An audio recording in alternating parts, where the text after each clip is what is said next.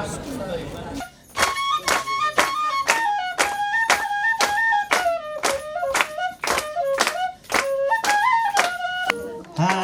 birthday, dear grand हजुरआमा. Happy birthday to you. त्यो बेलामा सारा तमसुकहरू लुट्ने इत्यादि गर्ने कामहरू चाहिँ उनीहरू गर्छन् भन्ने खालको कुराहरू थियो. तर त्यो बेलामा पनि उहाँहरू चाहिँ नि घरमा हामीले कसैको केही बिग्राएका छैन. किन डराउँ? यहाँ आउन पनि सक्दैन. हामीले केही गरेको भए पो उनीहरूलाई पनि सूचना हुनुपर्छ. सूचना भए पो यहाँ आउने भन्नु हो. उहाँले तमसुक समसुक पनि कतै लानु भएन. हाम्रै काकाहरू पनि डराउनु हो. तमसुक समसुक लिएर चाहिँ नि बाहिर सुत्नु हो, बस्नु हो. तर हाम्रो बाआमा चाहिँ नि डराउनु भएन. कसकी छोरी? पुङ्गनाथ खनालकी छोरी हुँ. कुन छोरी? कान्छी छोरी हुँ. पुङ्गनाथ खनाल मात्रै? पुङ्गनाथ खनाल र आमा मधुमाता खनालकी छोरी हुँ. म कान्छी छोरी.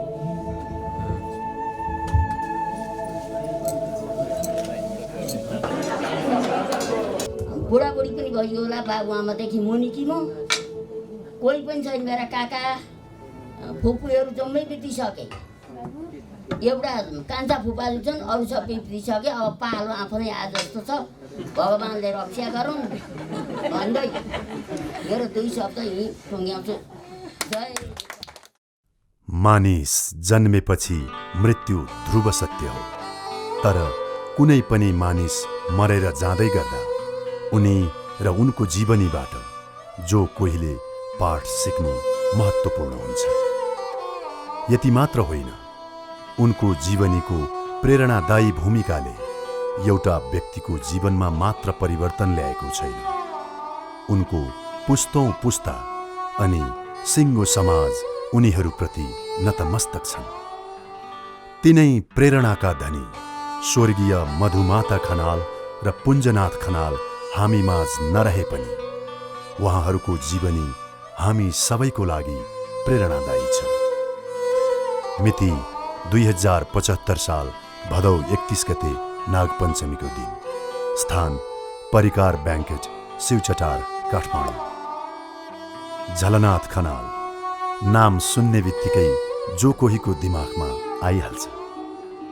उहाँ नेपाली राजनीतिका एउटा शिखर पुरुष, राष्ट्रियताप्रति दृढ, मृदुभाषी एवं सरल व्यक्तित्वको धनी भनेर. यति मात्र होइन, नेपालको कम्युनिस्ट आन्दोलनका नेतृत्वकर्ता पनि हुनुहुन्छ. आज नेपाल जुन अवस्थामा आइपुगेको छ, नेपालको राजनीतिक परिवर्तनमा उहाँको सङ्घर्ष, त्याग र बलिदानलाई कसैले भुल्न सक्दैन. उहाँकै ममतामयी आमा स्वर्गीय मधुमाता खनालको 30औं स्मृति दिवस र पूजनीय पिता स्वर्गीय पुञ्जनाथ खनालको 20औं स्मृति दिवसको अवसरमा आयोजित स्मृति सभा अनि सभामा उपस्थित सम्पूर्ण खनाल परिवारहरूले स्वर्गीय आमा बुबाप्रति भावपूर्ण श्रद्धाञ्जली व्यक्त गर्नुभएको छ.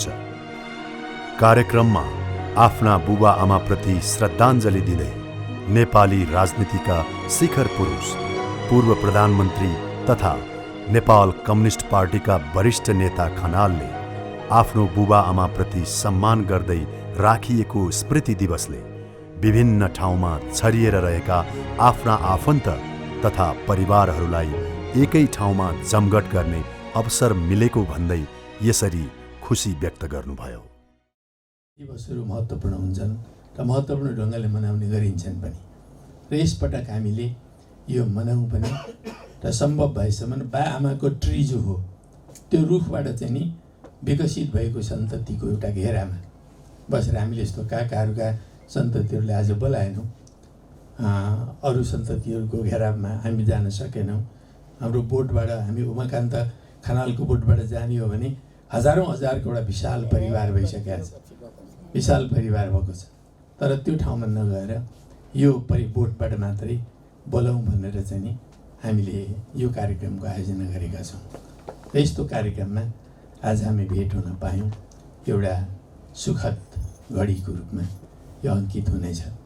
र यो घडीमा म सबभन्दा पहिले हाम्रा आदरणीय बुवा आमाप्रति यहाँहरू सबैको तर्फबाट, हाम्रा सबै सन्ततिहरूको तर्फबाट र म आफ्नो तर्फबाट पनि हार्दिक श्रद्धा व्यक्त गर्न चाहन्छु। उहाँहरूको जीवन एउटा महत्त्वपूर्ण जीवन थियो। उहाँहरूले आफू बाँचुन्जेल महत्त्वपूर्ण योगदानहरू गरेर जानुभएको छ। उहाँहरूको असल गुणहरूबाट हामीले सिक्नुपर्छ। त यस्तो प्रकारको उहाँहरूको जुन जीवन छ त्यो जीवनबाट हामीले के सिक्ने, खास गरिकन यस्तो स्मृति दिवसहरू मनाइरहँदाखेरि अरू धेरै कुराहरू आए। आजको यो जमघटबाट धेरै कुराहरू आएका छन्, त्यसबारे म पछि टिप्पणी गर्छु। तर बुवा आमालाई मैले सम्झँदाखेरि मैले के पाउँछु र के सिक्छु, मैले यो बारेमा अलिकति म टिप्पणी गर्न चाहन्छु। अघि पनि स्मृतिका साना साना झाँकीहरू केले बताउनु, कसैले रोचक झाँकी पनि बताउनु, र यस्ता धेरै झाँकीहरू छन्। ती झाँकीहरू हामीले सम्झना गरेर एक ठाउँमा सङ्कलन गरेर प्रकाशित पनि गर्न सक्यौँ भने राम्रो हुन्छ। यस्ता भेटघाटले छरिएर रहेका आफ्ना आफन्तबीच आपसी माया र सद्भाव बन्ने हुँदा यस्ता कार्यक्रम आयोजना हुन आवश्यक रहेको उहाँको भनाइ छ। खनाल परिवार निकै विशाल परिवार भइसकेको र देशमा मात्र नभई विश्वका विभिन्न देशमा छरिएर रहेका खनाल परिवारले बाँचुन्जेल आफ्ना आमा बाबुहरूको असल गुणहरूबाट धेरै सिक्नुपर्ने भन्दै सबैले उहाँहरूको जीवनीबाट सबैलाई पाठ सिक्न आग्रह गर्नुभयो। उमेरले करिब 69 वर्ष पुग्नुभएका नेता खनालले आफ्ना बाल्यकालका दिनहरूको बारेमा बोल्दै आफ्ना स्वर्गीय आमा बुबालाई यसरी स्मरण गर्नुहुन्छ। आज चाहिँ हामी बुवा पोङ्गानाथ र आमा मधुमाताको जीवनलाई सम्झँदैछौँ। यो सम्झने क्रममा म एक दुईवटा कुराहरू भन्न चाहन्छु। उहाँहरू दुवैजना अत्यन्त मेहनती मान्छे हुनुहुन्थ्यो। बिहान उठेदेखि बेलुकीसम्म उहाँहरूले एकछिन पनि मैले विश्राम गरेको देखिनँ। म जति सम्झन्छु बिमारी भएर सुत्नु परेको बेला बेग्लै हो, होइन भने बा आमा दुइटै अत्यन्त मेहनती। म आफूलाई तुलना गरेर हेर्छु, म त्यति मेहनती छैन। तर त्यो मेहनती जीवन जुन हो, त्यो मेहनती जीवनबाट हामी सबैले सिक्नुपर्छ। अत्यन्त मेहनती। पहिलो कुरा मिनेज गर्ने ठाउँ पनि हुनु पर्यो। उनीहरूको जग्गा जमिन थियो, होइन मेहनती जग्गामा मात्रै मेहनत गर्ने कुरा हुँदैन। जागिरदारले पनि मेहनत गर्नुपर्छ, एउटा राजनीतिज्ञले पनि मेहनत गर्नुपर्छ, एउटा डाक्टर छ भने उसले पनि मेहनत गर्नुपर्छ, नर्स छ भने उसले पनि मेहनत गर्नुपर्छ। निरन्तर आफू जे काममा लाग्ने हो त्यो काममा लाग्ने क्रममा चाहिँ नि निरन्तर त्यसरी लाग्न सक्नुपर्छ। एउटा यो मेहनती जीवनबाट हामीले सिक्नुपर्छ भन्ने मलाई लाग्छ। हामी पनि मेहनती हुनैपर्छ, हामी पनि उत्पादक हुनैपर्छ। जति मेहनती बन्न सक्छौँ प्रगति त्यति राम्रो हुनसक्छ। दोस्रो कुरा, परिवारमा हाम्रो ठुलो परिवार थियो। त्यो ठुलो परिवारमा चाहे बिहा भएर गएका दिदी हुनु अथवा चाहिँ अरू सबैलाई ख्याल गर्ने, बा आमाको कुनै एक थरीलाई चाहिँ अलि बढी माया गर्ने, अरूलाई चाहिँ नगर्ने भन्ने खालको कुरा हुनसक्छ नि। त्यस्तो थिएन, सबैलाई बराबरी ढङ्गले चाहिँ हेर्ने त्यो भावना थियो। त्यो भावनाबाट पनि हामीले सिक्नुपर्छ। तेस्रो कुरा के थियो भने बाको त अझै बढी मात्रामा अघि केही बाका नातिनीहरूले केही कुराहरू भने यहाँ, र खास गरिकन बालबालिकाहरूप्रति उहाँहरूको माया ममता यति गहिरो थियो कि बालबालिका देखु कि आमा त बोक्नै उठाइहाल्ने। र त्यस्तो बाको पनि एकदम बालबालिकाहरूसँग बस्ने, निरन्तर कुराकानी गर्ने, उनीहरूका कुरा सुन्ने, उनीहरूका तोते बोली मिलाउने, यो प्रकारले उनीहरूको भावनासँग खेल्ने, उनीहरूलाई रमाइलो बनाइदिने यी कुराहरू हुन्थे। हामीले पनि नयाँ सन्ततिको रूपमा बालबालिकाहरूलाई साँच्चै नै माया गर्नुपर्छ। बालबालिकाहरू हाम्रो संरक्षण नभइकन उनीहरू विकसित हुन सक्दैन। एउटा परिवारमा पनि बालबालिकाहरूलाई माया गऱ्यौँ, उनीहरूलाई राम्रो संरक्षण दियौँ, उनीहरूका भावनाहरूलाई हामीले बुझ्यौँ भने उनीहरू राम्रोसँगले विकसित हुन सक्छन्। त यो कुराबाट पनि हामीले सिक्नुपर्छ भन्ने मलाई लाग्छ। अर्को भनेको उहाँहरू दुवैजनाको घरेलु प्रशासन एउटा 20-25 जनाको परिवारलाई सञ्चालन गर्नु पनि निकै कठिनै हुन्थ्यो। हेर्नुहोस्, अघि भने जस्तै कोही सुतिरहेका हुने होइन बिहानभरि, तर बा आमा चाहिँ जहिलेसुकै पनि 4:30 बजे 5 बजे उठिसक्यो। शुक्र झुल्किँदाखेरि उहाँहरू हुनुहुन्थ्यो। 4 बजी त त्यति बेलाको सबभन्दा राम्रो घडी भनेको शुक्र झुल्किने। शुक्र झुल्किएपछि उहाँहरू उठिहाल्ने, त्यो खालको चलन थियो। र त्यसपछि उहाँहरू उठेर यताउति गर्न थालेपछि अरू उठ्न यसै पनि बाध्य भइहाल्ने। म चाहिँ अलि बढी सुत्थेँ यार, मेरो चाहिँ बानी अलि बढी सुत्ने थियो। अहिले पछि मास्टर पढ्नेहरू सुत्छन्, यो खन्तरे भाइ पनि सुत्ने हो।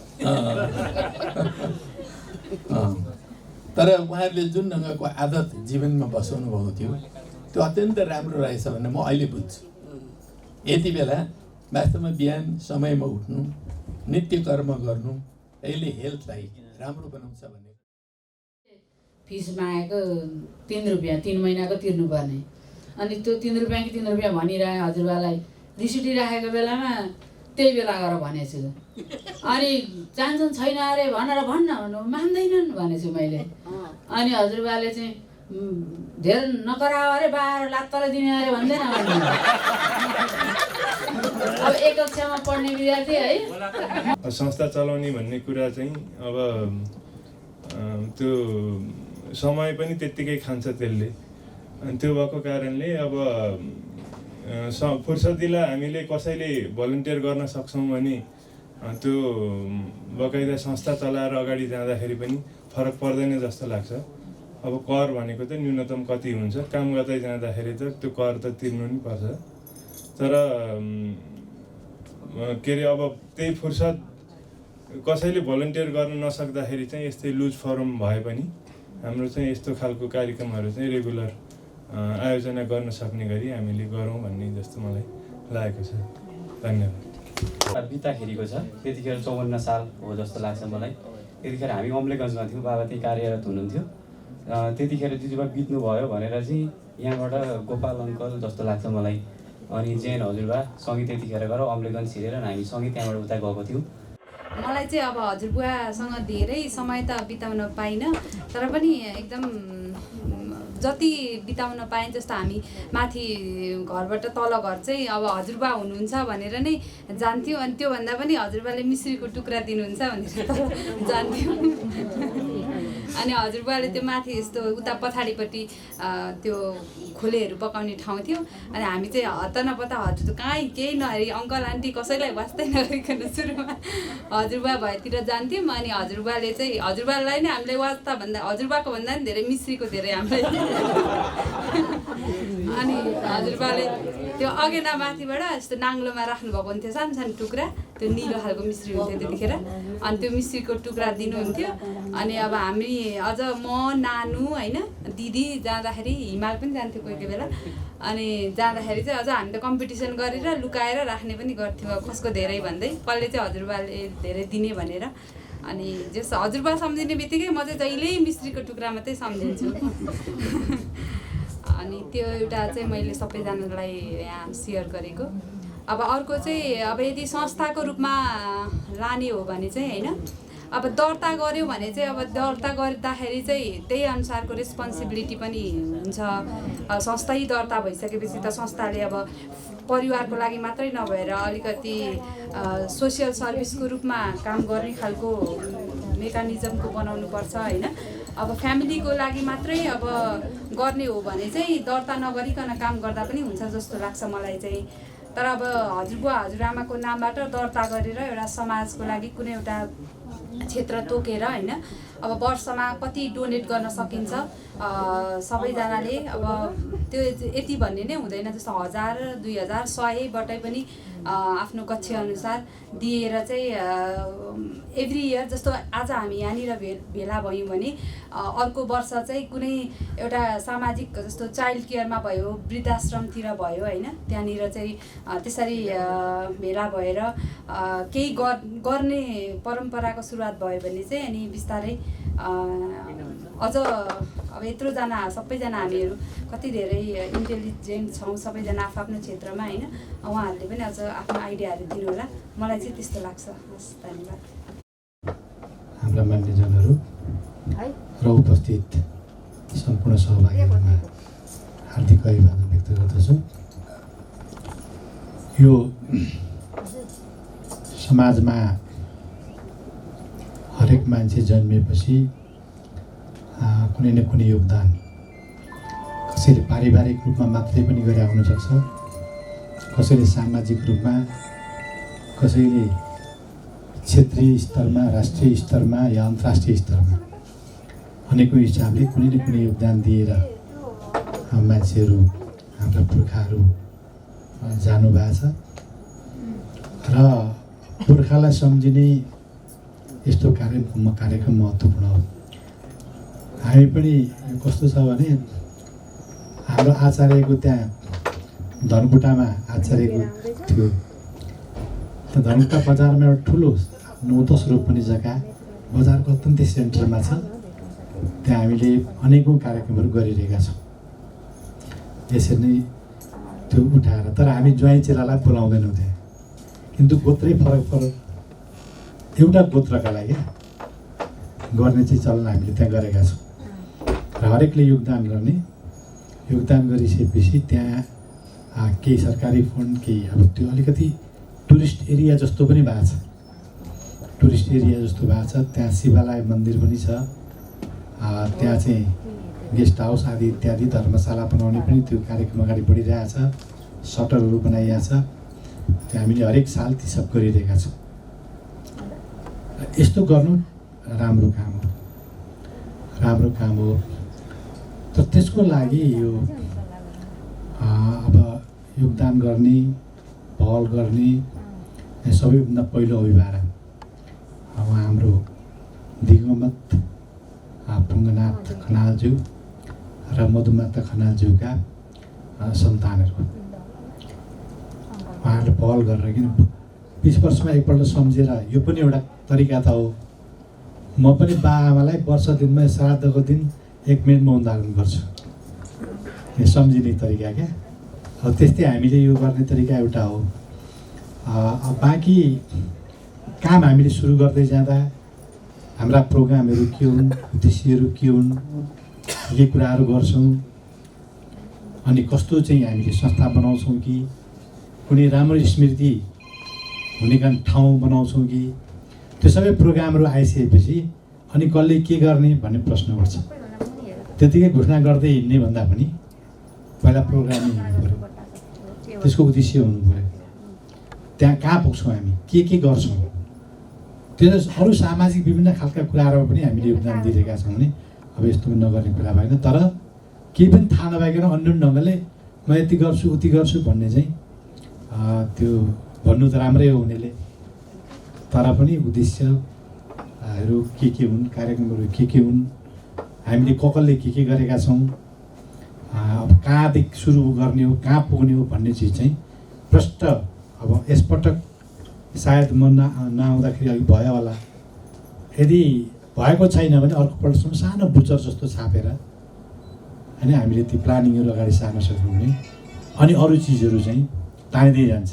मान्छेले योगदान चाहिँ के भने सन्तानै हुनुपर्छ भन्ने पनि छैन, राम्रो कार्यक्रम गऱ्यो भने अरू धेरैले पनि गर्न सक्छ, त्यसैले अगाडि बढ्नुपर्छ र स्मृति गर्ने, सम्झिने आफ्ना पुर्खाहरूलाई, आफ्ना आमा बुवाहरूलाई यो तरिका ठिकै हो। तर के छ भने यी सम्झिरहेको थिएँ अहिले, हाम्रा हरेकका प्रत्येक घरका चाहिँ के भने पुर्खाहरू छन्, हरेकले पार्टी प्यालेसमा हामीले कार्यक्रम गर्न थाल्यौँ भने सायद त्यसको इकोनोमीमा त्यसले के असर गर्ला, अरू चिजहरूमा के होला भन्ने चिजलाई पनि अलिकति ख्याल गर्नुपर्छ कि भन्ने लाग्छ।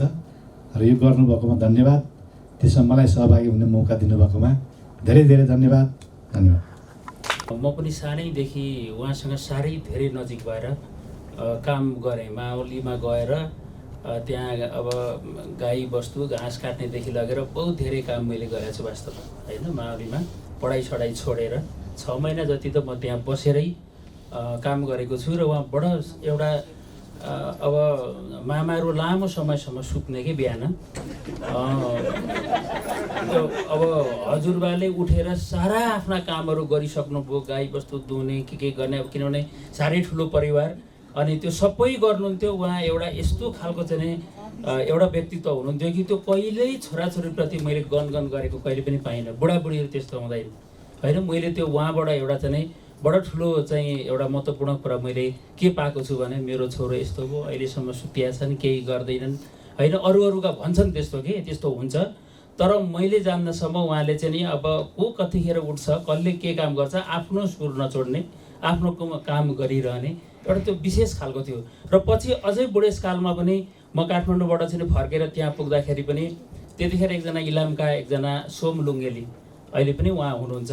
अनि के छ बा, अब छोराहरू, एउटा छोरो राजनीति गर्ने, अरू छोरा पनि काठमाडौँ बसेर पढ्दैछन्, तपाईँ बुढाबुढी मान्छे यहाँबाट एक्लै हुनुहुन्छ भनेर चाहिँ कसैले कुरा निकाल्ने, होइन। यस्तै हो, हामीले कर्म गर्ने हो, हामी जे कर्मको लागि जन्मेका छौँ हामीले त्यो गर्दै जानुपर्छ। यहाँ अब चाहिँ मलाई केही छैन, उनीहरू आफ्नो काम गर्दैछन्, म मेरो काम गर्दैछु, बास गजब छ भन्नुहुन्थ्यो। त्यो कहीँ मेरा छोरा आएनन्, मलाई छोराले हेरेनन्, मलाई यस्तो भयो उस्तो भयो, उहाँको मुखबाट कहिले पनि त्यो पनि सुनेन। बडा अचम्मकै मतलब चाहिँ उहाँको स्वभाव रहेछ भनेर ती सोम लुङ्गेरीले अहिले पनि मङ्गलबारे गइयो भने उहाँले कुरा गर्नुहुन्छ, होइन। साथै कार्यक्रममा खनाल परिवारकै ज्येष्ठ सदस्यद्वय 82 वर्षीय ठुली दिदी र ठुलो भिनाजुलाई दोसल्ला उडाएर सम्मान पनि गरियो। ससुरा हजुरबासँगको एउटा साह्रै राम्रो कार्यक्रम गरिदिनु हो। सबै दाजुभाइ दिदीबहिनी छोराछोरीले यो साह्रै नै मजा लाग्यो मलाई, किनभने यो म उहाँको ज्वाइँ उहाँकै हुनुहुन्छ। त्यसो हुँदाखेरि यो एकदमसँगले साह्रै म यता नाउँ के भन्दाखेरि प्रेमलाल आचार्य हुँ, म उहाँको ज्वाइँ। त्यसो हुँदा म सबै साथीभाइ दिदीबहिनीलाई एकदम ठुलो धन्यवाद होस्। यो सधैँभरि हामी यसरी हेरिबस्यौँ, हेरौँ, एकदम सुन्न पाऊँ, यो साह्रै मलाई चाहिँ एकदम मजा लाग्यो हो। बुढाबुढी पनि भइयो होला, बाबुआमादेखि मुनि कि म कोही पनि छैन। मेरा काका फुपूहरू जम्मै बितिसके, एउटा कान्छा फुपाजु छन्, अरू सबै बितिसके। अब पालो आफ्नै आज जस्तो छ, भगवान्ले रक्षा गरौँ भन्दै मेरो 2 शब्द यहीँ टुङ्ग्याउँछु। जय। साँच्चै कुनै पनि मानिस जीवनमा सफल हुनको लागि मिहिनेती हुनै पर्दछ। आफ्ना आमा बुबाबाट यस्तै पाठ सिक्नुभएका नेता खनाल अहिले आफू यो अवस्थासम्म आइपुग्नुमा आमा बुबाको प्रेरणाले नै भएको स्वीकार्नुहुन्छ। यति मात्र होइन, उहाँले अहिलेका खनाल परिवारका सदस्यहरूले आमा बुबाको जीवनशैली अनुसार अघि बढे जिन्दगीमा कहिल्यै दुःख नपाउने र असफल नहुने भएकोले सबैलाई सो अनुसार अघि बढ्न आग्रह समेत गर्नुभयो। सबैलाई बराबरी माया दिए, नयाँ सन्ततिप्रति माया र ममता अनि संरक्षण दिए, उनीहरू भविष्यमा सक्षम र सफल हुने उहाँको भनाइ पनि निकै प्रेरणादायी छ। नेता खनाल आफ्नो बाल्यकाललाई यसरी स्मरण गर्नुहुन्छ। घटनाक्रमहरूको बारेमा उहाँहरू दुवैजनाको हुबहु कैयौँ वर्ष अगाडिका घटनाहरू हुन्छन्, तर ती घटनाहरू हुबहु चित्रण गर्ने कि त्यस्तो राम्रो सम्झना, स्मरण शक्ति अत्यन्त राम्रो थियो। हामी कतिपयहरू यहाँ लेख्न थालेका छौँ, अब त हामीसँग मोबाइल छ, अनेक छ, इत्यादि छ। त्यसले गर्दाखेरि हाम्रो स्मरण चाहिँ नि त्यो लेख्न थाल्ने भएको हुनाले अलि हामी सम्झँदैनौँ। तर त्यति बेला लेख्ने ओर्ने कुरा थिएन। उहाँहरूले आफ्नो पुर्खाहरूकै बारेमा पनि बाले म भनेको सम्झन्छु पुर्खाहरूको इतिहास एकदम रिटो नबिराइकन पुरा कथाहरू सुनाउनुहुन्थ्यो। त्यस्तो त्यो स्मरण शक्ति राम्रो थियो। हामीले पनि हाम्रो स्मरण शक्ति कसरी राम्रो बनाउने, घटनाक्रमहरूलाई राम्ररी सम्झने, यी कुराहरूमा हामीले पनि अभ्यास चाहिँ नि गर्न जरुरी छ भन्ने मलाई लाग्छ। त्यस्तै परिस्थिति जतिसुकै जटिल भए पनि नआत्तिने, अत्यन्त धैर्यशील, त्यो धैर्यशीलता पनि अत्यन्त राम्रो थियो। धैर्यशीलता यस्तो 70 सालमा काङ्ग्रेसहरूले निकै उत्पात मचाए, गाउँघरमा लुटपाट पनि उनीहरूले व्यापक गरे, कतिपय मान्छेका घर घर पनि जलाइदिए। त्यो बेलामा सारा तमसुकहरू लुट्ने इत्यादि गर्ने कामहरू चाहिँ उनीहरू गर्छन् भन्ने खालको कुराहरू थियो। तर त्यो बेलामा पनि उहाँहरू चाहिँ नि घरमा हामीले कसैको केही बिग्राएका छैन, किन डराउनु? यहाँ आउन पनि सक्दैन। हामीले केही गरेको भए पो उनीहरूलाई पनि सूचना हुनुपर्छ। सूचना भए पो यहाँ आउने भन्नु हो। उहाँले तमसुक सङ्सु पनि कतै लानु भएन। हाम्रै काकाहरू पनि डराउनु हो, तमसु सङ्सु लिएर चाहिँ नि बाहिर सुत्नुभयो, बस्नुभयो। तर हाम्रो बाआमा चाहिँ नि डराउनु भएन। परिस्थितिको आङ्कलन गर्ने, नडराउने, धैर्यता नबिराउनु डराउनु भने जस्तै त त्यो प्रकारको चाहिँ नि उहाँहरूमा पनि त्यो खालको गुण थियो। त्यस्तै अर्को पाहुनाहरू आयो भने हरेक प्रकारले चाहिँ नि पाहुनालाई सेवा गर्ने, पाहुनालाई खुवाउने पियाउने, राम्रो सुताउने, त्यो एउटा आम चलन थियो। यद्यपि अहिले पनि नेपालमा चलन छ, अतिथि देवो भव भन्ने र भावना पनि छ नेपालमा, त्यो भनिन्छ, राष्ट्रिय रूपमा पनि त्यो भनिन्छ। तर त्यस्तो खालको उहाँहरूमा चाहिँ विशेषै गुण थियो। इभन खेताला ल्याउँदाखेरि पनि खेताला लगाउने अब चलन त सधैँ थियो। खेताला आयो भने पनि उसले खाएको छ कि छैन, खाएको छैन भने पहिला खुवाएर मात्रै काममा लगाउने, त्यो चलन चाहिँ नि खेताला आयो खाएर आएछ कि त्यसै सोध्ने सोध्ने। त्यो प्रकारको एउटा चलनहरू हामी चाहिँ नि देख्थ्यौँ। अनि हरेक कुरामा इमान्दारिताको गुण पनि अत्यन्त राम्रो थियो र निरन्तर कुनै पनि काममा लागिरहने गुणहरू, यस्ता केही असल गुणहरू उहाँहरूसँग थिए। ती असल गुणहरूबाट हामी सबै सन्ततिहरूले पनि सिक्नुपर्छ। त त्यो सिकेर मात्रै हामी पनि असल बन्न सक्छौँ। उहाँहरूसँग भएका असल गुणहरू बाट नै सम्भवतः हामीहरू पनि दीक्षित भएर आयौँ, शिक्षित भएर आयौँ। त्यसले गर्दाखेरि हामी असल कामहरू बढी गरौँ भन्ने भावना राख्छौँ र हाम्रो समाजलाई अगाडि बढाउने सिलसिलामा म जति बेला बिस्तारी राजनीतिमा लाग्न थालेँ, त्यो राजनीतिमा लाग्दै जाने क्रममा म कम्युनिस्ट पार्टीमा लागेँ। कम्युनिस्ट पार्टीमा लागेपछि मेरा सिद्धान्तहरूको बारेमा मैले परिवारमा छलफल गर्न थालेँ। त सुरुमा हाम्रो परिवार चाहिँ नि 15 सालको चुनावतिर नेपाली कङ्ग्रेसलाई भोट हाल्ने परिवार। त त्यति बेला उहाँहरूलाई के सिकाइएको थियो भने यो कम्युनिस्टहरूमा त लाग्नै हुँदैन, कम्युनिस्टहरूमा लाग्यो भने राम्रो हुँदैन, कम्युनिस्टहरूको शासन आइहाल्यो भने तिनीहरूले 60 वर्ष पुगेपछि गोली हान्छन्। विद्यार्थी जीवनकालदेखि नै राजनीतिमा होमिनुभएका नेता खनालको आफ्नो सङ्घर्षपूर्ण विद्यार्थी जीवन र राजनीतिक जीवनबारे सुन्दा जो कोहीको शरीरमा काँडा उम्रन्छ। आगामी 2 वर्षभित्रमा हामी त्यो 22 लाख मतलाई डबल बनाएर 44 लाख मत बनाएर हामी यो देशको एउटा सबैभन्दा ठुलो पार्टीको रूपमा चाहिँ उभिनुपर्ने आवश्यकता छ। अब हामीलाई कुनै पनि शक्तिले रोक्न सक्दैन। निकै सङ्घर्षपूर्ण जीवन गुजार्नुभएका खनाल विभिन्न समयमा नेपालमा भएका राजनीतिक परिवर्तनका साक्षी समेत हुनुहुन्छ। विविधहरू छन्, यी सबै कुराहरूले यो देशमा विकास गर्न समान अवसर पाउनुपर्छ भन्ने कुरामा कुनै दुई मत हुनै सक्दैन। र अहिले हामीले जुन अन्तरिम संविधान बनाएका छौँ, त्यो अन्तरिम संविधानले जुन प्रकारका हक अधिकारहरू दिएको छ, त्योभन्दा बढी हक अधिकारहरू आउने संविधानले दिन्छ। 2015 सालको राजनीतिक परिवर्तनको लागि लाग्दा आफ्नो आमा बुबालाई आफ्नो सिद्धान्तबारे सम्झाउँदाको क्षण यसरी सम्झिनुहुन्छ। आमासँग मेरो भेट भएको थियो। म त्यति बेला त भूमिगत थिएँ। आमाले त्यति बेला सोध्नुहुन्थ्यो, बाबु तैँले भनेको कहिले आउँछ त? काठमाडौँ आउँदा पो है। काठमाडौँ कहिले आउँछ त भन्नुहुन्थ्यो। अब आउँछ, अब चाँडै आउँछ भने। तर चाहिँ नि त्यसको 1 वर्ष पछाडि त हामीले बहुदल त ल्याइहाल्यौँ, पञ्चायत गयो। 1 वर्ष अगाडि मात्रै उहाँको देहान्त भयो, जसले गर्दाखेरि कमसेकम बहुदल आएको छोरो मन्त्री भएको देख्न पाउनु भएन। नत्र उहाँले आउने रहेछ भन्ने कुरामा विश्वास पनि त्यत्तिकै पक्का हुन्थ्यो। यसरी उहाँहरूको जीवन एउटा आदर्श जीवन थियो, मेहनती जीवन थियो, निरन्तर काममा लागिरहने जीवन थियो, एउटा कृषिको जीवन थियो, किसानी जीवन।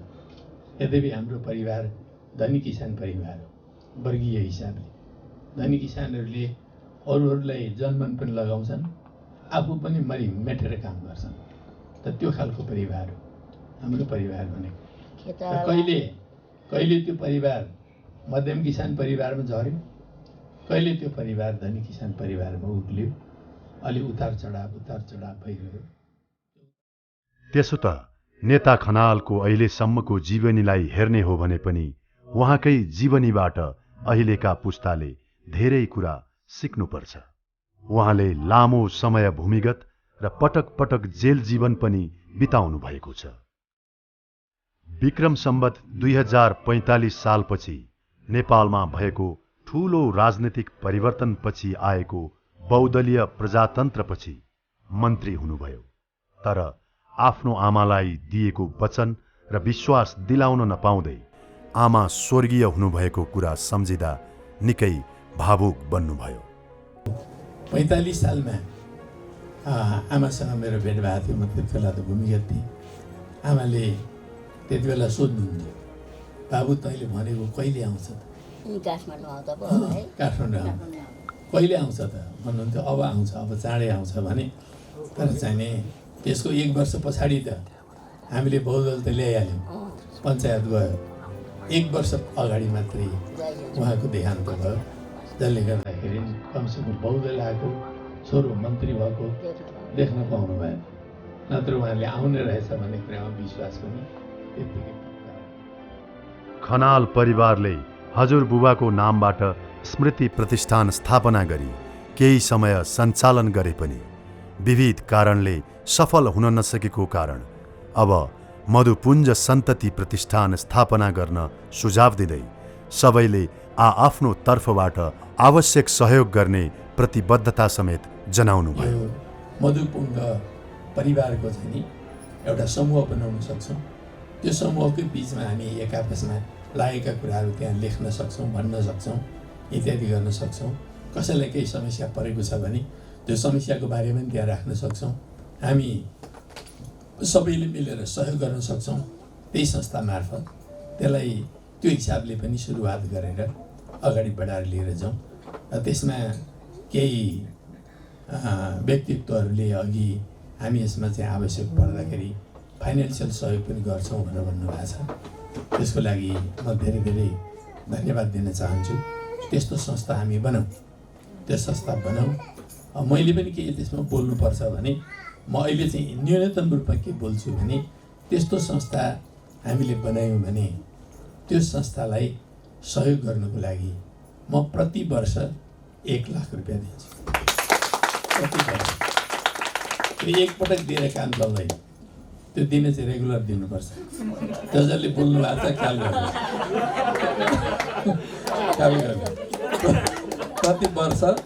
प्रति वर्ष दिनुपर्छ।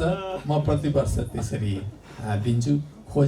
यस्तो किसिमको कार्यक्रमको आयोजना गर्नुभएकोमा सर्वप्रथम यसको पहल लिने कसले लिनुभएको छ उहाँलाई म धन्यवाद दिन चाहन्छु र यसको सफलताको शुभकामना पनि दिन चाहन्छु। र मैले यसो सोचेँ, यो ज्वाइँचुलालाई फन्डमा मिसाउन मिल्छ कि मिल्दैन भनेर यसो विचार गरेको। भान्जाभान्जीलाई त मिल्दो रहेछ भने ज्वाइँचुलालाई पनि मिल्दैन। म चाहिँ के भन्दाखेरि फेरि हाम्रो नारायण पोखरेलले यस्ता बोल्दै हेर्थ्यो कि नारायण सिंह पुन भन्ने पहिला मन्त्री थिए भुपू। नारायण पोखरेलले आएका चाहिँ समारोहमा ती धार्मिक कार्यक्रमहरूमा चाहिँ उसले करोड बोल्दै पछि नदिने क्या फेरि। त्यस्तो गर्नु नि भएन। फेरि ज्वाइँचुलाले फेरि इज्जतको सवाल छ। त्यस कारण ज्वाइँचुलाले धेरै बोल्न पनि भएन, फेरि हामीभन्दा बढी दियो भनिदिनु हुन्छ आएको चाहिँ त्यसो हुँदाखेरि अहिलेसम्म बोलेको मिनिमम रकममा कति छ 25,000 जति होला जस्तो लाग्छ। त्यति चाहिँ म यहाँ चाहिँ घोषणा गर्न चाहन्छु। हाम्रो आदरणीय पूजनीय स्वर्गीय हजुरबा पुङ्गनाथ खनालगढा स्मृतिमा यो कार्यक्रम राखियो र यो राखिनुमा आफै असाध्यै महत्त्वपूर्ण छ। किनभने हामीभित्र यतिमा पनि बाटोमा भेट भएका थियौँ भने एकअर्कामा सायद चिन्जान नहुने अवस्था पनि थियो होला। आजबाट त्यो कुराहरू टुटेको छ र यस्तै यो परिवार फैलिने क्रममा यहाँ मात्रै होइन, अघि धेरै कुराहरू आयो, 2-4 महादेशमा पनि सरिएर बसिएको अवस्था छ र यसलाई बढाएर लानुपर्छ, निरन्तरता दिनुपर्छ भन्ने कुराहरू त हामीलाई 3-4 वर्ष अगाडिदेखि नै लागेको थियो। आज सार्थक रूपमा यसरी मञ्चकै अगाडि उभिएर बोल्न पाउँदाखेरि म असाध्यै खुसी पनि छु र यसलाई अगाडि बढाएर लानु पनि अत्यन्तै जरुरी पनि छ। किन भन्दाखेरि हामी सबै सेक्टरमा उभिएका छौँ। यसै जस्तो हाम्रो हजुरबाकै सन्तानबाट हेर्ने हो भनेदेखि आज राष्ट्र हाँकेर, संसद हाँकेर, विभिन्न इन्स्टिच्युटहरू हाँकेर, संस्थान हाँकेर, सरकारी कार्यालयहरू हाँक्नेसम्म यहाँ सबै छौँ र पढेर पनि आफ्नो दखल बनाएर सर्टिफिकेट बोकेका पनि छौँ भनेदेखि एउटा ठुलो यहाँ ऊर्जा हामीमा छ र यसलाई हामीले दर्ता गरेर सरकारी निकायबाट जाहिरहनु पनि त्यत्रो आवश्यकता छ जस्तो लाग्दैन मलाई। किनभने हामीले यसलाई एउटा प्राइभेट फर्म बनाएर हामीभित्रका कतिपय कमजोरी भएका आर्थिक अवस्थाहरू भएका विपन्न वर्गका सदस्यहरू पनि हामी यसमा समावेश छौँ भन्ने मलाई लाग्छ र ती कुराहरूमा कतिपय कुराहरूमा एउटा संयुक्त फन्डको आवश्यकता पनि पर्छ। हस्टेम हैसे गरेर जानुपर्ने त्यत्तिकै नितान्त आवश्यक देखिएको छ र त्यसमा त्यो फन्डले काम पनि गर्छ र फन्ड उठाएर जुन घोषणा गरिरहेको कुराहरूमा पनि मलाई पनि खुसी लागेको छ र अब मैले पनि आफ्नो हैसियत र औकात अनुसार अलिकति बोल्नु नै पर्छ भनेर भान्जाले पनि निकै जोड गरेर अघिदेखि आँखा झिम्काइरहनु भएको त्यही हिसाबले तपाईँ मैले स्पिकर पाएकै हुँ होइन। तर यहाँ सबैको मनमा खुसी हुने एउटा तत्त्व पनि त्यही हो भन्ने कुरो पत्ता लागिसकेको छ र अब गोपाल दाइ त मेरो दाइ परिहाल्नुभयो अनि अब टुकु र रामुल त मेरो भाइ पर्नुभयो होइन। त्यस कारण त्यहाँबाट माथि बिचमा मैले बोल्नै पर्ने हुन्छ र म पनि यस फन्डका लागि रु 30,000 दिन तत्पर छु। त्यति भन्ने मेरो शब्द धन्यवाद। एउटा राम्रो कुराको लागि सुरुवात भइरहेको छ जो कि हाम्रो एउटा पूर्वज हजुरबुवा हजुरआमा उहाँहरूको नाममा चाहिँ हामीले एउटा सम्झने बाटो मात्रै हो। आखिर उहाँहरूलाई अगाडि हामी अहिले केही दिएर पनि उहाँहरूले लिनुहुन्न, तर यसै गरी हामीले एक दिन उहाँलाई सम्झेर उहाँहरूको बारेमा केही गर्न पाऊँ। हामी अब म जस्तो पोखरादेखि आएँ, सञ्चो थिएन, त्यही पनि हामी फाल्दै आएँ उहाँहरूकै कार्यक्रमको लागि। यसै गरी सबैजना एउटा परिवारको भेटघाट हुने ठाउँ थलो एउटा बनोस्, सबैले आफ्ना आफ्ना कुराहरू सुन्दै जाउँ, बुझ्दै जाउँ। कतिले अहिले यहाँ बुझ्दै जाँदा हाम्रा छोराछोरी नाति नातिनाले नाति नातिना पनाति पनातिनी भन्न पनि जाने छैन। साँचो कुरो भन्ने हो भने त्यो पनि बुझ्दै जाउँ, सबैलाई बुझाउँदै जाउँ, यी राम्रै कुरा हुन् र यसको लागि के कति अब जुनसुकै पनि कार्यक्रम गर्नु परेपछि त अर्थकै कुरो आइहाल्छ। त्यसमा सबैले एक थुकी सुकी सबैले थोके एउटा नदी हुन्छ। त्यसै गरी सबैले समेटेर के गर्दा राम्रो हुन्छ भन्ने कुरो अब आइसक्यो। केही व्यक्तिहरू अगाडि बढिसक्नुभयो, लाखदेखि आइसकेको छ। यहाँ हामीले पनि थोरै थोरै जति सकिन्छ आफ्नो गच्छे अनुसार बोल्दै जाऊँ, भन्दै जाऊँ र यो यसरी हामीले जम्मा गरेको चिजलाई कसरी राख्ने, कहाँ राख्ने, को जिम्मा लिने, यो व्यक्तिहरू पनि मिलाऊँ। जस्तो एउटा वर्षको एकचोटि साधारण सभा जस्तो हामीले यसलाई निरन्तरता दिन पनि सक्छौँ। के भइरहेछ, कस्तो छ होइन। यसै गरी जमघटको दिनमा उहाँहरूको तिथिलाई बिदाकै दिन पारौँ सबैले, किनभने हाम्रा बाबु नानीहरू पनि ल्याउन पाइन्छ। अहिले त हामी मात्रै दौडेर आएछौँ, उनीहरूलाई ल्याउन पाइएन। बिदा नहुँदाखेरि धेरै बच्चाहरूले सुन्न नि पाउँदैनन्, देख्न नि पाउँदैनन्। यी कुराहरूलाई मिलाएर अब हामीभन्दा जान्ने अग्रजहरू यहाँ हुनुहुन्छ, उहाँहरूले मिलाउनुहुन्छ सबै र यसरी नै जाउँ। अब बोल्नै पर्ने अवस्था आए, अहिले त म एक्लै आएको छु, म सल्लाह गरेर बोल्छु, तर म नि बोल्छु बोल्न चाहिँ। हाम्रो आदरणीय हजुरबा हजुरआमाका हामी सन्ततिहरू हौँ। यो खनाल परिवार वास्तवमा अत्यन्तै समृद्ध परिवार ठान्छ यो दुनियाँले, किनभने यो परिवारको एकजना सदस्य यो देशको कार्यकारी प्रधानमन्त्री बनाउन सफल यो परिवार हजुरबा पुङ्गनाथ खनाल हजुरआमा मधुमाताको जन्तरे छोरा। यो देशले अत्यन्तै ठुलो अपेक्षा गरेको सन्तान प्रधानमन्त्री बन्न सफल हुनुभयो। यो वास्तवमा यो परिवारका निम्ति मात्र होइन, यो सिङ्गो देशकै निम्ति गौरवको कुरो थियो। त्यसमा नि हाम्रो परिवारका निम्ति त यो अभाग्य हो हाम्रो निम्ति। र यस्तो परिवारका सदस्यहरू हामी आज यो भेलामा उपस्थित छौँ। यो भेला जुन आयोजना भएको छ, यी धेरै हाम्रा आदरणीय उपस्थित महानुभावले भनिसक्नुभयो। यो गौरवको कुरा हो, यो महत्त्वपूर्ण कुरा हो, यो खुसीको कुरा हो, सबैले व्यक्त गर्नुभयो। म पनि अत्यन्तै खुसीका साथ यो भावना यहाँसम्म राख्छु। हामी यस्तो समृद्ध परिवार, समृद्ध खनाल परिवारका हामी सन्तति हामी आज यहाँ भेला भइरहेका छौँ।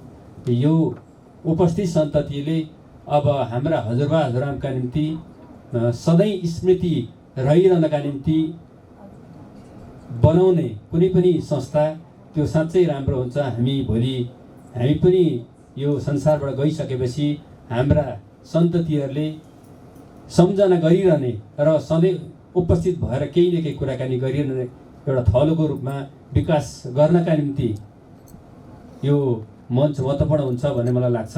त्यसका निम्ति यत्रो समृद्ध परिवारले एउटा संस्था बनाउन सक्दैन भन्ने कुरा त कल्पनै गर्न सकिँदैन। जसरी अलि गोपाल दाइले भन्नुभयो, यो संस्था यदि जन्मिन्छ, राम्रो गर्न सकिन्छ भने मैले पनि फन्ड दिन्छु भनेर उहाँले बोलिसक्नु भएको छ। जो कहिले पनि अब व्यक्त गरे पनि नगरे पनि तपाईँले कति अथवा तिमीले कति सक्छौ भनेर भन्यो भने सबैले यहाँ भन्न सक्नुहुन्छ। किनभने काहीँ न काहीँ कोही न कोही केही न केही जागिर गरिरहेको अवस्था छ, व्यापार गरिरहेको अवस्था छ। त्यसैले कोही कमजोर छ भन्ने लाग्दैन। त्यसो भएको हुनाले यो संस्था यदि सबैका निम्ति हामीले गराउन सक्छौँ भने मेरो तर्फबाट पनि धेरै त म भनिदिन सक्दिनँ, रु 25,000 रुपियाँ यो संस्थालाई दिन बताएको छु। इलामबाट इन्जिनियर बन्न काठमाडौँ आउनुभएका नेता खनाल अहिले नेपाली राजनीतिको एक सफल र शिखर राजनीतिक नेतृत्वकर्ता हुनुहुन्छ। म आइएससी पढ्न भने इलामबाट काठमाडौँ आएँ। त्यति बेला म देशको इन्जिनियर बन्छु, एउटा गतिलो इन्जिनियर बन्छु, पुल हाल्छु, बाटाघाटा बनाउँछु आदि भन्ने मेरो सपना थियो। त्यो सपना लिएर म पढ्न आएँ। तर पढ्दै गएँ, मैले आइएससी परीक्षा दिएँ। त्यो आइएससी परीक्षा दिँदाखेरि के भयो भने म त्रिचन्द्र कलेजको त्यति बेला फर्स्ट सेकेन्ड भयो। त्रिचन्द्र कलेजले नै त्यति बेला बोर्ड फर्स्टदेखि 10सम्म ल्याउँथ्यो र हामी धेरै आशावादी थियौँ राम्रो हुन्छ भनेर। परीक्षा सुरु भयो। परीक्षा सुरु भएपछि पहिलो दिनको परीक्षा भयो, ठिकै भयो। दोस्रो दिनको भयो, ठिकै भयो। तेस्रो दिनको परीक्षा भएपछि केही गुन्डाहरूले पेपर च्याते। यो आउट अफ कोर्स आयो भनेर पेपर च्याते। त्यो पेपर च्यातेपछि अनि हडताल भयो। त्यो एक दिनको हडताल त भइगयो। अब भोलिपल्ट के गर्ने? भोलिपल्ट भएपछि समस्या उत्पन्न भयो। अब भोलिपल्टको हिजोको पेपरको टुङ्गो नपाएसम्म भोलिको पनि च्यात्नुपर्छ भनेर भोलिपल्ट पनि त्यही खालको हुलदङ्गा भयो। भोलिपल्ट पनि च्यातियो, पर्सिपल्ट पनि च्यातियो। 3 दिनको पेपर च्यातेपछि त्रिचन्द्र कलेजको सेन्टरै रद्द भयो। सरकारले रद्द गर्यो। हामी त 1 वर्ष रेस्टिकेट जस्तो भयो।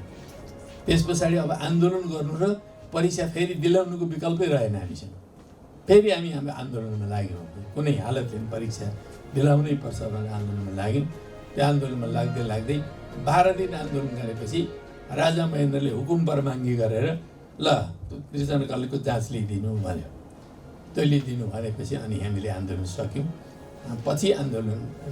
पछि त्यो परीक्षा भयो चैततिर, धेरै ढिलो गरेर भयो। त्यो परीक्षा हामीले राम्रै गर्यो परीक्षा। तर पछि रिजल्ट आउँदाखेरि हामी त्रिचन्द्र कलेजका 429 जना विद्यार्थी थियौँ। त्यो 429 जनाले दिएको जुन परीक्षा हो, त्यो परीक्षामा देब्रेदेखि दाहिनेसम्म सबैलाई अङ्ग्रेजीमा रेडी थियो। अरू धेरै विषयमा पनि रेडी थियो, जम्मैलाई रेडी थियो। जम्मै रेड लाइन सबैलाई फेल गर्यो। हामी 4 जना पास भयौँ। हडताल गरेर पढेनन् कि विद्यार्थीले? होइन, हडताल अरू पढ्नेले पढेका थिए नि, हडताल गर्नेले बिगारे। त जम्मै 4 जनालाई पास गर्थ्यो। त्यो 4 जना मध्ये परेको एउटा मान्छे म। त्यसपछि मलाई पढाइप्रति पुरै विरक्ति भयो। अब यो पढाइ सढाइ जम्मै छोडिदिने हो। अब चाहिँ नि यो जुन खालको चाहिँ सिस्टम छ, यो धाँधली गर्ने सिस्टम, यो सिस्टमलाई नभत्काएसम्म आराम गर्ने काम छैन, अब लाग्ने हो कम्युनिस्ट पार्टीमा भनेर त्यस पछाडि पुरै पढाइ छोडेर लाग्ने काममा लाग्यो। उहाँ विभिन्न समयमा पार्टीको सफल नेतृत्वकर्ता मात्र नभएर विभिन्न समयमा पटक पटक मन्त्री हुँदै प्रधानमन्त्री समेत भएर सिङ्गो देशको एक सफल नेतृत्वकर्ताका रूपमा स्थापित हुनुहुन्छ। उहाँको आमा बुबाको जीवनीबाट मात्रै होइन, नेता खनालकै जीवनीबाट पनि धेरैले पाठ सिक्न जरुरी छ। इलाम जिल्ला लाल किल्ला वाम एकता जिन्दाबाद, वाम एकता जिन्दाबाद, वाम एकता जिन्दाबाद।